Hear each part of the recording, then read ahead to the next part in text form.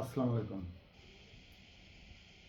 নিজেকে দুর্বল রেখে দুর্বল প্রমাণ করার চেষ্টা করে, ভালো থাকার চেষ্টা করে, ভালো হয়ে সবার কাছে ভালো দেখাবার প্রয়োজনীয়তা বোধ করে জনপ্রিয়তা অর্জন করা সম্ভব না। অন্তত রাজনীতিতে জনপ্রিয় হওয়া যাবে না। আমি জনাব তারেক রহমানকে বলছি, ভালো হওয়ার জন্য বা ভালো সাজার জন্য বা নিজের ভালোকে প্রকাশ করবার জন্যই 2006 সালে ক্ষমতা থেকে যাওয়ার শেষ মুহূর্তে আপনি ফরিদপুরে শেখ মুজিবের কবরে গিয়েছিলেন জিয়ারত করে। তারপরে আপনি সারা দেশ সফর করেছিলেন নিজেকে ভালোটা দেখাবার জন্য বা শেখ মুজিবকে সম্মান দেখিয়ে আওয়ামী লীগের কাছ থেকে তাদের অনুকম্পা পেতে চেয়েছিলেন, তাদের সহানুভূতি পেতে চেয়েছিলেন, বা রাজনীতিতে যে লিবারেল একটি ফিল্ড সেইটা আপনি প্রকাশ করতে চেয়েছিলেন। কিন্তু সব থেকে আপনার উপরে 1-11 পর্যন্ত যতটা নির্যাতন হয়েছিল শারীরিক রাজনৈতিক প্রেক্ষাপটে দলের উপরে, তার থেকে দীর্ঘ 17 বছর আপনাকে নিয়ে আওয়ামী লীগের রাজনৈতিক অঙ্গন থেকে শুরু করে স্বয়ং শেখ হাসিনা পর্যন্ত যেসব শব্দ উচ্চবাচ্য বাক্য উচ্চারণ করে গেছে, যে ধরনের তুচ্ছ তাচ্ছিল্যতাই শুধু না, আপনার জন্ম নেওয়া থেকে শুরু করে পরিবার নিয়ে যত ধরনের নিম্নমানের কুরুচিপূর্ণ শব্দ ব্যবহার করা যায়, স্বয়ং শেখ হাসিনাও সেটা নিজ মুখে বারবার বলে গেছেন, তুই তুকারি করে গেছেন। আপনাকে বারবার বলে গেছেন, বেটা সাহস থাকলে এখন দেশে আয়। তিনিও দেশে নাই, তিনিও এখন দেশ ছাড়া, আপনি এখন দেশে আসছেন। কিন্তু মানসিকতা যদি সেই জায়গাটাতে সীমাবদ্ধতা রাখেন, যাদেরকে নিয়ে সমালোচনা, যাদেরকে নিয়ে তর্ক বিতর্ক, যারা রাষ্ট্রের তো বটেই, স্বয়ং আপনি যে দলেরকে ব্যবহার করে ক্ষমতার উচ্চ আসনে আহরণ করেছেন, সেই দলকে নিয়েও যারা অত্যন্ত ন্যাক্কারজনক বাজে মন্তব্য করেছেন আপনার পরিবারকে নিয়ে, আপনার মাকে নিয়ে, বাবাকে নিয়ে, জামিন পাওয়ার পর শুনছি আপনি তাদেরকে আবার ফোন করছেন, তাদের কাছে নিজের ভীরুতা প্রকাশ করছেন, অর্থাৎ ভালো মানুষ হওয়ার জন্য বা প্রমাণ করবার জন্য। ভালো মানুষ সাজার জন্য হয়তো মাসুদ কামালদেরকে শেল্টার দিচ্ছেন, আর খানকে শেল্টার দিচ্ছেন। আওয়ামী লীগের উপরে আমি জানি না কতটুকু, কিন্তু জাতি পুরা দেশ যেটা দেখছে, শিরিন শিলাকে মানে সে যেন অবাধে চলতে পারে তার জন্য তাকে কলঙ্ক মুক্ত করা, অর্থাৎ ধরলেন ছেড়ে দিলেন। আপনি বলবেন এটা আমার দায়িত্ব না, ভূমিকা না, কোনো কিছুই না, কিন্তু সরকার প্রধান যেই থাকে এইসব দায়িত্বগুলো তার উপরই বর্তায়, আপনাকে নিয়েই বলবে। অন্য কে কোন কোর্টের থেকে জামিন দিল, কে উকিল ছিল, আইন মন্ত্রণালয় থেকে এইখানে কতটুকুন, যে মামলায় অনেক মন্ত্রী এমপি দেশ ছাড়া, একই মামলায় দেশ ছাড়া তারা, সেই মামলার আসামি, একই মামলার একই ধারার আসামি, তিনি মুক্তি পেলেন। এগুলো তো লুকোচুরি খেলবার মতো কোনো কিছু নয়। এখন যদি সেই 72, 75 বা 80 সালের দিকের মানুষ জনগণ সেখানেই পড়ে আছে, এইটাই চিন্তা ভাবনা করা হয়, ভুল হবে না? এখন একেবারেই সেই গ্রামগঞ্জের ছেলেপেলেগুলা সুপ্রিম কোর্টের অ্যাডভোকেট, একেবারে গ্রামগঞ্জের ছেলেপেলেগুলা বিসিএস ক্যাডার করে বড় বড় অফিসার, এবং এমন জায়গাতে তারা আছেন যে সব তারা দেখছেন, বুঝছেন, অনুধাবন করছেন। তো তাদের মাধ্যমে তারা পরিবারকে জানাচ্ছেন, পরিবার থেকে ওই অঞ্চলের মানুষ জানছে, দেখছে, বুঝছে, তো জনগণের তো চোখ বেঁধে রাখার চেষ্টা করছেন, সামনে হয়তো কিছু একটা ধরে রেখে আড়াল করবার চেষ্টা করা হচ্ছে। কিন্তু এর দুর্ভিক্ষ আড়াল জনগণ ভাঙতে শিখেছে জুলাই আগস্টের আন্দোলনের মধ্য দিয়ে, বুঝতে শিখেছে। জনগণকে যদি সেই জায়গাতে ভেবেই এই ভালো থাকার অভিনয় করার অপচেষ্টা করেন, নিজের পায়ে কোরাল মারার মতোই হচ্ছে না? আপনার উপরে যে নির্যাতন টর্চার চলেছিল, যারা সরাসরি অংশগ্রহণ করেছিল, তারা ছিল একদল কর্মী, একটি উদ্দেশ্যকে সফল করবার জন্য, একটি যুদ্ধের যে ডিলিং পদ্ধতি আর কৌশলটা যারা কৌশলী, যারা সিনসিয়ারিটি তাদের বেশি, দায়িত্ব তাদের বেশি, অপরাধী তারাই বেশি, যারা আপনাকে সরাসরি এই অবস্থার ভিতরে ফেলবার জন্য কৌশলী ছিল। আর ডিলটা তারা পালন করেছে, আপনার গায়ে হাত তুলেছে, অ্যারেস্ট করে নিয়েছে। কিন্তু এই জায়গাগুলোকে রিকভারি করবার জন্য, এই জায়গাগুলোকে বৈধ করবার জন্য, সারা দেশের জনমত সৃষ্টির জন্য যারা ভূমিকা রেখেছে, পত্রিকার মাধ্যমে, সম্প্রচারের মাধ্যমে, তারা কারা, পিছনের কারিগর কারা? পুরা দেশ বারবারই দুজন লোকের নাম বলে, ডেইলি স্টার, প্রথম আলো, মাহফুজ, মতিউর রহমান। হাওয়া ভবন ছিল কিনা আপনি এখনো অস্বীকার করেননি যে না, হাওয়া ভবন ছিল না, আপনার মুখে আমি এখনো শুনি নাই। কিন্তু একটি অফিস একজনের থাকতেই পারে, আপনার ব্যবসা প্রতিষ্ঠানের অফিস হোক, আপনার রাজনৈতিক অফিস হোক, ব্যক্তিগতভাবে আমি যে কোনো একটি অফিসে নিয়ে বসতে পারি, লোকজন আসতে পারে। কিন্তু সেইটা যে হাওয়া ভবন, রাষ্ট্রের সকল কর্মকাণ্ডর যে অনুমোদন বা পিছনে নেপথ্যে থেকে কোনো কাজকে আটকে রাখা বা ত্বরান্বিত করার দৈব যে শক্তি কোন জায়গা থেকে উৎপত্তি হয়, সরকারের অবকাঠামোর বাইরে যে আরও একটি শক্তি নিয়ন্ত্রণের জায়গা হয়ে ওঠে, সেটা যে প্রকাশ করেছিল, সেটা যে মানুষের সামনে তুলে এনেছিল, তার নাম দিয়েছিল হাওয়া ভবন। এবং সেই হাওয়া ভবনের অফিসকর্তা ব্যক্তি আপনি। এইটার জন্য ভূমিকা কারা রেখেছিল? আপনার উপরে নির্যাতন, মানুষ তো সহানুভূতিশীল ছিল, মানুষ ব্যথিত হচ্ছিল, কিন্তু মানুষকে সেই সহানুভূতিশীল জায়গা থেকে, ব্যথিত হওয়ার জায়গা থেকে সরিয়ে আনবার জন্য বারবার বিচিত্রময় বিভিন্নভাবে সেই কৌশলীরা আপনার নামে যে সুকৌশলে সংবাদ লিখত, টিভিতে সম্প্রচার করত, প্রিন্ট মিডিয়ায় আসছে, সামাজিক যোগাযোগ মাধ্যমে আসছে, সেই কৌশলীরা কারা? পুরো জাতি তো আপনাকে জানাবার জন্য চেষ্টা করছে, আপনাকে বলবার জন্য চেষ্টা করছে। 17 বছর আপনি ছিলেন না দেশে। দেশে প্রকৃতপক্ষেই কি ঘটনা ঘটেছে শোনার কতটুকুন? শোনায় এক অংশ, আর 99 অংশ তো চোখে দেখেছে দেশের মানুষ। আপনি সেই দেশের মানুষকে ইগনোর করে সেই পটভূমিতে থাকা সেই কৌশলীদের সাথে যদি আপনি সখ্যতা গড়ে তোলেন, সৌজন্যতা বোধ দেখাতে যান, নিজেকে ভালো দেখাবার, প্রমাণ করবার চেষ্টা করেন তাদের মাধ্যমেই, তাহলে যারা আপনার এই জায়গাটাতে এতদিন ধরে কেঁদেছে, আপনার উপরে দয়া মায়ায় যারা ব্যতীত ছিলেন, যারা ভেবেছে এই নিরপরাধ একজন মানুষকে যেভাবে অপরাধ জগতের খলনায়ক হিসাবে তৈরি করে প্রতিষ্ঠা করেছে, তাদের বিরুদ্ধে দেশের মানুষ, কোটি কোটি মানুষ অত্যন্ত সজাগ ছিল, সোচ্চার ছিল। কিন্তু এখন মানুষ দেখছে সেই সাংবাদিক আনিস আলমগীর থেকে শুরু করে মাহফুজ আনাম, মতিউর রহমান, তাদের সাথে আপনার সখ্যতা করবার জন্য একটি সেতু, একটি বন্ধন, অদৃশ্য কসমিক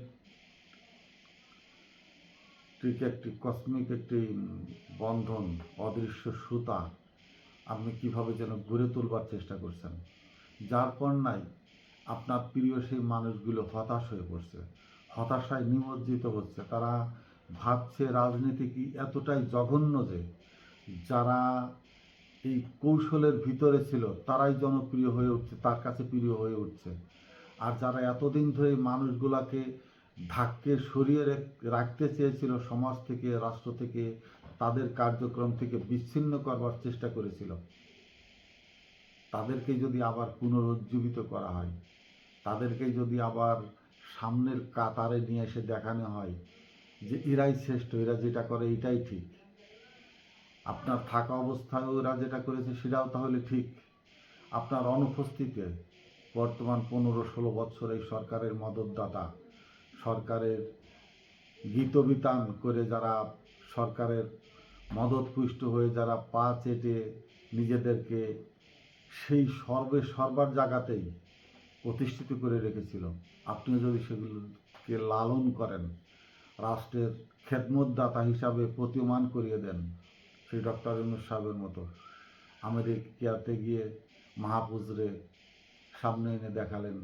মাস্টার মাইন্ড, ঘৃণিত হবার জন্য, নোংরামি করবার জন্য আরও কত কি মানুষ করে। এখন দেখা যাচ্ছে কখন আপনি কাকে ধরে নিয়ে এসে হানিফ সংকেতকে দেখলাম পুরস্কার দিচ্ছেন। তো সাংস্কৃতিক ব্যক্তিত্ব পুরস্কার পেতেই পারে, আমি না বলবো না। তাহলে মোহন রায়হানের কবিতা ব্যাপারে এতটা টানা হেঁচড়া হলো কেন সেটাও আমি জানি না। এই গেম মেকারগুলো কারা, এই পলিসি ম্যানগুলো কারা, পলিসি মেকার কারা, এরা কারা আপনার সাথে এই সংযোগ লাইনগুলো তৈরি করে দিচ্ছে? নিজের ভিতরকার দুর্বলতা প্রকাশ করে শক্তিশালী একজন রাষ্ট্রনায়ক হওয়া সম্ভব না, জনপ্রিয়তা অর্জন করা সম্ভব না। কোন দেশের রাষ্ট্রপতির এত কিছু আয়োজন হয় একটি রাষ্ট্র চালাবার জন্য? রাষ্ট্র চালাবার জন্য সরকারি অবকাঠামো, প্রত্যেকটি মন্ত্রণালয় বিষয়ে সচিবরা আছে এবং সেই সচিবের সারিকে বহু উপসচিব, যুগ্ম সচিব, অনেক কিছু রয়ে গেছে। তাদের কর্মধারা তাদের মন্ত্রণালয়ের উপর ভিত্তি করে ডিস্ট্রিক্ট থানা পর্যন্ত বিস্তৃত।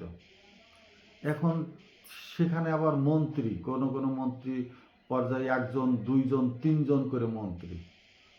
আপনার সিরিজ, আপনার লাইনে আপনি বসে আছেন, আপনার থেকে একটি লাইন চলে গেল এইভাবেই। তারপরেও সেই সব মন্ত্রণালয়ে, সেই সব জায়গাতে আবার উপদেষ্টা। এখন কোন লাইনে আপনার জন্য সঠিক প্রযোজ্য? উপদেষ্টারা, সচিবরা, মন্ত্রীরা কারা? কাকে বেশি মূল্যায়ন করছেন? কাকে বেশি বিশ্বাস করছেন? কে মূলধারা তথ্যদাতা বলে আপনি বিশ্বাস করছেন, মনে করছেন? নাকি 3 লাইনকেই সমন্বয় করে আপনি সিদ্ধান্ত নিতে পারছেন বলে কি মনে করেন? যত ধরনের চারপাশ ঘিরে জঙ্গলের সৃষ্টি হবে, তারা আপনার সঞ্চারিত খাদ্য খেয়ে নিজেদেরকে মোটা তাজা করবে। আপনার গাছে রোদ্দুর পড়তে দেবে না, আপনার গোড়ায় রোদ্দুর পড়তে দিবে না, আপনার গোড়ায় আবর্জনা সৃষ্টি হবে, সাপ পোকামাকড় ওই জঙ্গলে গিয়ে আপনার চারপাশে তারা অবস্থান নেবে। আপনি আপনার চারপাশকে পরিষ্কার করুন প্লিজ, চারপাশ পরিষ্কার করুন, চকচকে করুন, ধবধবে করুন, যেন কোনো পোকা মাকড়, সাপ বিচ্ছু আপনার গোড়ায় গিয়ে গর্ত করে ওখানে বাসা বাঁধতে না পারে। আপনার দেখার জায়গাটা জনগণের জন্য উন্মুক্ত করে দিন। এত কেন আয়োজন হবে? বাবা রাষ্ট্রপতি ছিলেন, স্বাধীনতার ঘোষক, আপনি খুব কৌশলে এড়িয়ে গেছেন। স্বাধীনতার ঘোষক আপনার পিতা, আপনি সেটি উচ্চারণ করেননি, খুব কৌশলী ভাষায় ব্যবহারে আপনি সেটি এড়িয়ে গেছেন, যেটা নিয়ে পুরা দেশ বিতর্ক, আপনি সেখানে সেই বিতর্কের ভিতরে যাননি। বুঝলাম রাজনীতিতে প্রয়োজনীয়তাটা বাস্তবতার থেকে বেশি, আপনি প্রয়োজনীয়তাকে উপলব্ধি করতে পারছেন, কিন্তু মানুষের ভিতরে জানাবার জন্য, কথা বলবার জন্য যতটা নিজের থেকে ভাবাবেগ আসবে, নিজের ভিতর থেকে তথ্যপাত্য ডেলিভারি হবে, মানুষ ততটা আপনাকে দক্ষ, কর্মশীল, চিন্তাশীল হিসাবে মেনে নেবে। কিন্তু প্রত্যেকটা পদক্ষেপেই, প্রত্যেকটা কথার ভিতরেই যদি স্ক্রিপ্ট রাইটার লাগে, যদি উপদেষ্টাদের লাগে, যদি আরও বেশি জঙ্গল আপনার চারপাশ ঘিরে তৈরি হতে হয় আপনাকে পরিচালনা করবার জন্য, এতে আপনার অপারগতা প্রকাশ হচ্ছে। এতে মানুষ বুঝতে পারছেন তিনি হয়তো রাষ্ট্র পরিচালনার জন্য পূর্ণ ক্ষমতাবান নন। দুর্বলতা প্রকাশ পাচ্ছে আপনার। আপনি যে কোনো রাষ্ট্রের দিকে তাকান, আমেরিকা বলেন, চীন বলেন, ভারত বলেন, পাকিস্তান বলেন, সামান্য নেপাল অল্প কিছুদিন আগে, এখন মানুষ কি বলছে, সেখানে একজন প্রধানমন্ত্রী হয়েছেন, তিনি সিভিল ইঞ্জিনিয়ার, আর সেটা বলছে সিভিল ইঞ্জিনিয়ার নেপালের প্রধানমন্ত্রী। আর মানুষ এখন এটা বলছেন যে আমাদের দেশেও তো ইলেকশন ইঞ্জিনিয়ারিং করে একজন প্রধানমন্ত্রী হয়েছেন। আমরা তো এটা চাই না, এই কথাগুলো বলুক, এটা চাই না। যেভাবেই হোক আপনি প্রধানমন্ত্রী, আপনি আপনার চোখের দূরদর্শিতা, আপনার জ্ঞানের দূরদর্শিতা যদি প্রসারিত না হয়, চারপাশ থেকে যদি মানুষ লাগিয়ে আপনার জ্ঞানকে উন্নত জায়গায় নিতে চান, জানবার যে আপনার নিজের যে লিপ্সা, আপনার জানবার যে নিজের আগ্রহ, সেই জায়গাটা কতটুকু প্রসারিত হচ্ছে, এই সংসপ্তক হয়ে উঠতে হবে আপনাকেই। মানুষের সহযোগিতা প্রয়োজন হবে, সেটা পিছনে থেকে যাবে, অন্তরালে থেকে যাবে, কিন্তু কর্ণধার হিসাবে, প্রধানমন্ত্রী হিসাবে আপনার ভূমিকা জনগণের একেবারে সামনাসামনি, মুখোমুখি, জনগণের কণ্ঠস্বর আপনি নিজে কানে যেন শুনতে পারেন, আপনার কথা যেন সরাসরি জনগণ শুনতে পারে, এই উপলব্ধির জায়গাটায় প্রকাশ আনতে হবে। এত ছায়াসঙ্গী নিয়ে রাষ্ট্র পরিচালনা করতে গিয়ে আপনার ভিতরকার রাষ্ট্র পরিচালনার দক্ষতা বা ক্ষমতাকে একেবারে দুর্বলতার জায়গায় নিয়ে গেছেন। এই জায়গাটুকু যে কৌশলে আড়াল করেছেন, সেই কৌশলী হয়ে নিজেকে সামনে আনার চেষ্টা করুন।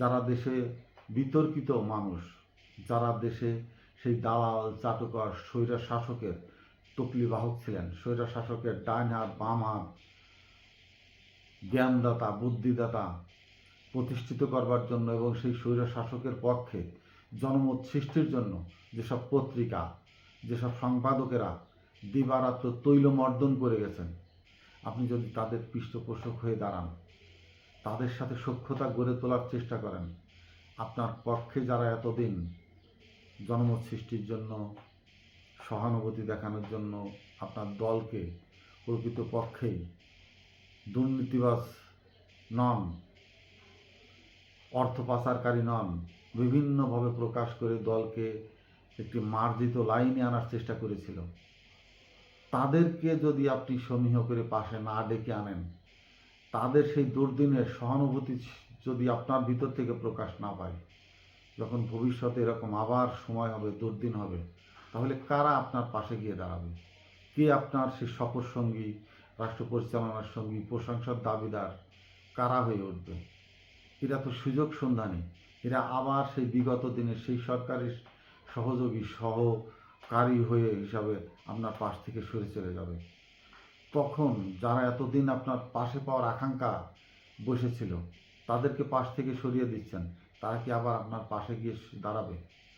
রাষ্ট্রের প্রয়োজনে, সময়ের প্রয়োজনে ডক্টর ইউনূসকে এদেশের মানুষই নিয়ে এসে তার হাতে দায়িত্ব তুলে দিয়েছিল। তার কাছ থেকে যতটুকু নেওয়ার রাষ্ট্র নিয়েছে, জনগণ নিয়েছে। সময় উপযোগী ভেবে তার কাছ থেকে রাষ্ট্রের ক্ষমতা আপনার হাতে তুলে দিয়েছে। জনগণও আপনার রাষ্ট্রের প্রয়োজনে, জনগণের প্রয়োজনে লন্ডন থেকে এদেশে আনার ব্যবস্থা করে দিয়েছে। এদেশে আপনাকে সম্মাননা দেওয়া হয়েছে। এদেশের মানুষ আপনার উপরে সহানুভূতি, দুর্বলতা, ভালোবাসা, শ্রদ্ধা সমস্ত কিছু প্রকাশ করেছে। আপনার অভাব কিসে, কোথায়? এই জায়গাটা আপনি প্রকাশ করুন, কথা বলুন। আপনার কাদের বিশ্বস্ততার প্রয়োজন, আপনার কী ধরনের সহযোগিতা প্রয়োজন, জনগণই আপনার জন্য যথেষ্ট। 2-4 জন উপদেষ্টা নামক, স্ক্রিপ্ট রাইটার নামক, অনুষ্ঠান আয়োজন নামক ব্যক্তিকে ফলাও করে এনে এই যে দুর্নামের ভাগিতে পড়ছে রাষ্ট্র দেশ, এবং তার জন্য সামনে দাঁড়িয়ে আপনাকে সামনে পুতুল সাজিয়ে রেখে যারা এই অপকর্মের সাথে জড়িয়ে যাচ্ছে, এতদিনে আপনার তাদেরকে চিনে ফেলা উচিত, 2-3 দিনের ভিতরে চেনা উচিত। এরা চাইবে আপনি দুর্বল থাকুন, লাজুক থাকুন, নাজুক থাকুন, দুর্বল নার্ভের